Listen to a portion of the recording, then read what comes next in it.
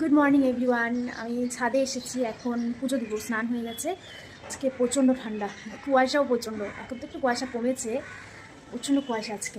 Weather ক্যামেরায় অত বোঝা যাচ্ছে না, ক্লিয়ারই আসছে, বাট পুরো কুয়াশায় ঢেকে আছে। প্রচণ্ড ঠান্ডা। ফটাফট পুজো দিয়ে নিচে যাব, মন্দিরে যাওয়া যাক। তোমরাও একটু মায়ের দর্শন করে নাও।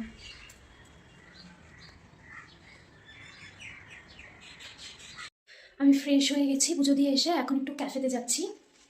ডকুমেন্টস নিয়ে একটা ফর্ম ফিল আপ করতে হবে, একটু কাজ আছে। চলো যাই। চলো। ঠান্ডা চারিদিকে কুয়াশা এখনো কমেনি। বেলা 11:30 বাজে, কিন্তু এখন অবধি এক ফোটাও কুয়াশা কমেনি। প্রচণ্ড ঠান্ডা আজকে, হাত পা যেন বেঁকে যাচ্ছে একদম ঠান্ডায়। ক্যাফেতে গিয়েছিলাম ফার্স্টে, ক্যাফের কাজ কমপ্লিট করে দাদা নিতে এসেছিলো। এসআইআরের ফর্মে একটু গন্ডগোল হয়েছিল, ওখানে গিয়েছিলাম। তারপরে দাদা নামিয়ে দিয়েছে, তারপরে হেঁটে হেঁটে বাড়ি এসেছি। রোদ উঠেছে, যাওয়ার সময় কুয়াশা ছিল, এখন আবার রোদ উঠেছে। কাজ কমপ্লিট, বাড়ি যাচ্ছি। এই যে বাড়ি এসে লাঞ্চ করে নিয়েছি। টুইসডে, তাই ভেজ, ভাত ডাল ঘি, নবরত্ন করেছে সব সবজি দিয়ে, আর আলু ভাজি। আজকে একটু রোদ উঠেছে, তাই রোদে এসেই বসেছি। কালটা নিয়ে এখানেই বসে বসে খাবো। অ্যাকচুয়ালি আমাদের নিচের ঘর না একদম রোদ যায় না, খুব ঠান্ডা। উপরের ঘরগুলোতেও তেমন রোদ পড়ে না, তাই বেলকনিতে একটু রোদ পেয়েছি, এত ঠান্ডা পড়ে না। তাই এখানে বসেই লাঞ্চটা সেরে নিলাম।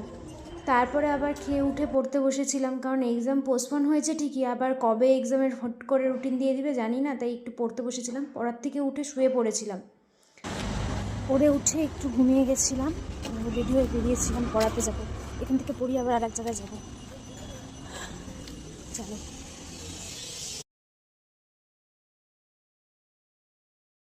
এক জায়গা থেকে পড়িয়ে বেরিয়েছি, আর এক জায়গায় যাচ্ছি এখন পড়াতে। চলো যাওয়া যাক। রাস্তা ফাঁকা, ঠান্ডার মধ্যে না কেউ বাইরেই নেই, ফাঁকা।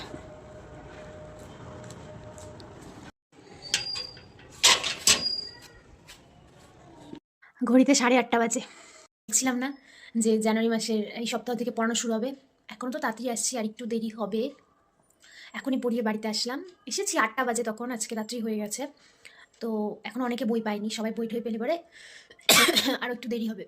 প্রচণ্ড খিদে পেয়েছিল, আমি একটু ম্যাগি আর কফি করেছি। চিজ ম্যাগি, অল্পই চিজ দিয়েছি, আর যে কফি। আমি বসে বসে তারপর ম্যাগি আর কফিটাকে এনজয় করলাম। বাড়িতে মা ছিল না, আমি একাই ছিলাম। পড়িয়ে এসে না ভীষণ টায়ার্ড লাগে।